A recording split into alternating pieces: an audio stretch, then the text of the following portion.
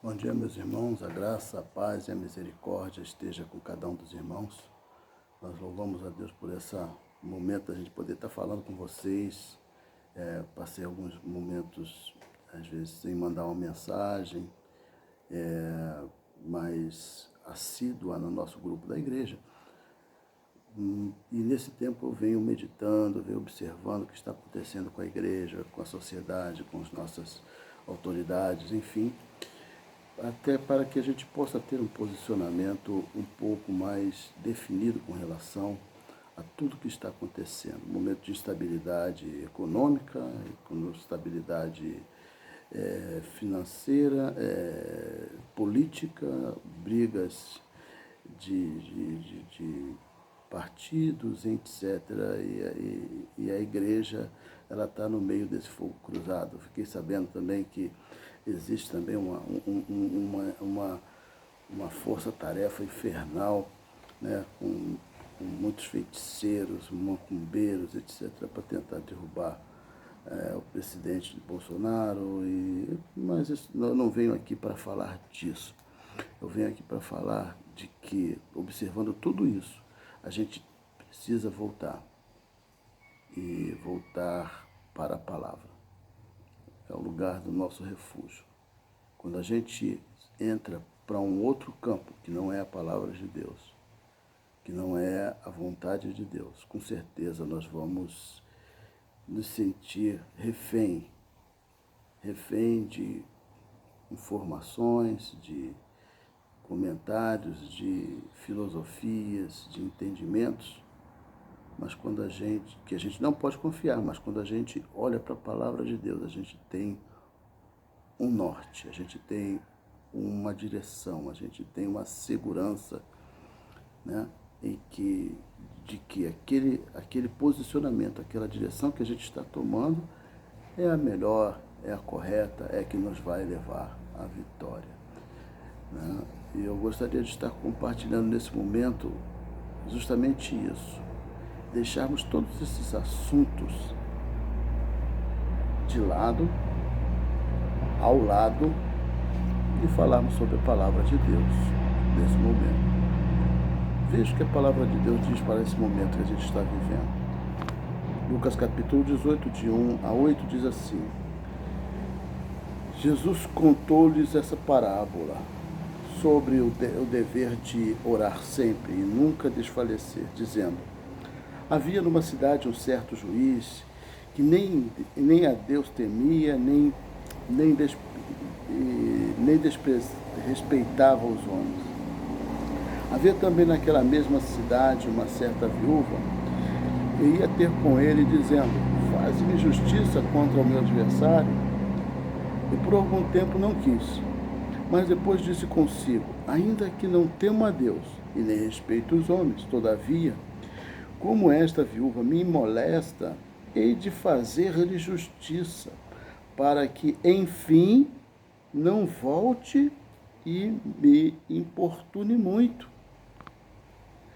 E disse o Senhor: ouvi o que diz o injusto juiz. Deus não fará justiça aos seus escolhidos, que clamam a Ele de dia e de noite, ainda que tardio para com eles?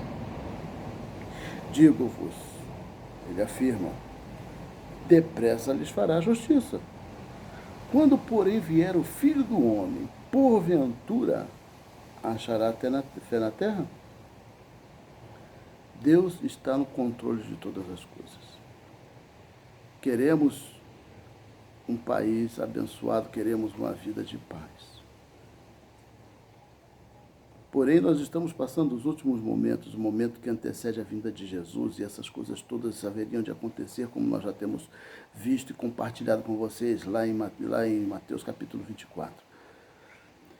E aqui não é diferente. Nós estamos nos últimos tempos, os juízes são iníquos, as pessoas são injustas, as pessoas são interesseiras, são egoístas, estão legislando em casa própria, estão defendendo seus próprios interesses.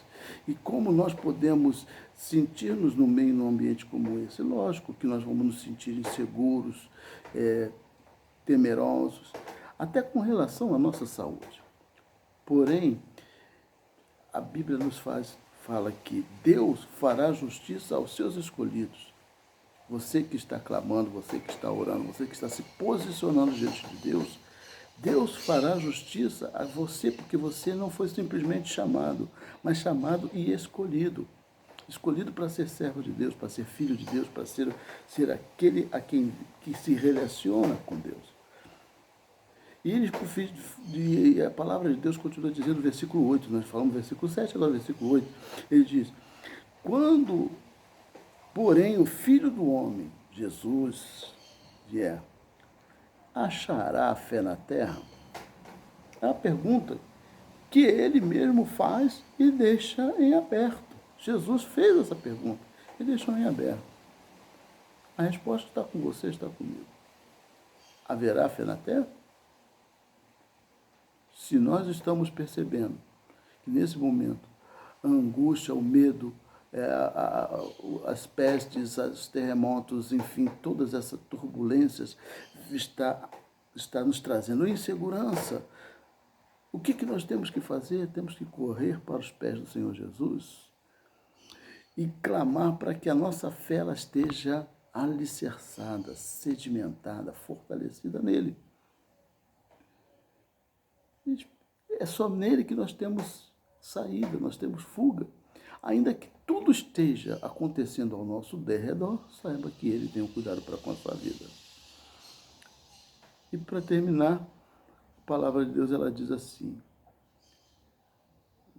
em Lucas capítulo 16, a palavra também nos diz assim, versículos 12, nenhum servo pode servir a dois senhores, porque ou há de aborrecer a um e amar o outro, ou se há de achegar a um e desprezar o outro. Não podeis servir a Deus e a Mamon. Quem era Mamon?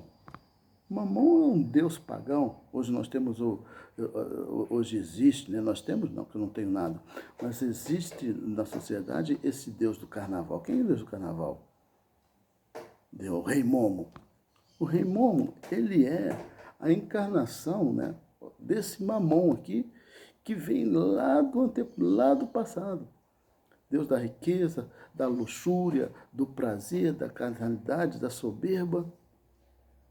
Nós não podemos, veja ele, não podemos servir a Deus e a Mamon. Nós não podemos servir ao Senhor que nos dá todos os valores, todos os adjetivos espirituais e ao mesmo tempo querer gozar do prazer deste mundo. Não podemos servir aos dois. Servamos a Deus, escolhamos ao Senhor.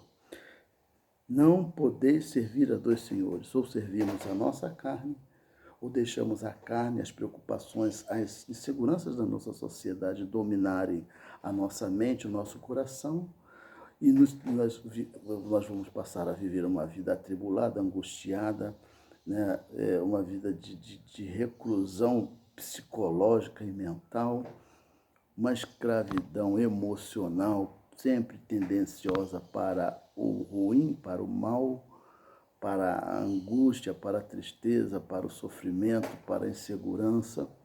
Ou nós vamos servir a Deus e confiar nele e deixar que ele alimente o nosso coração da sua paz, conforme diz Gálatas capítulo 5, versículo 22, o fruto do Espírito é mansidão, paz, longanimidade, temperança, fé, amor. Isso que o Senhor quer manter no nosso coração.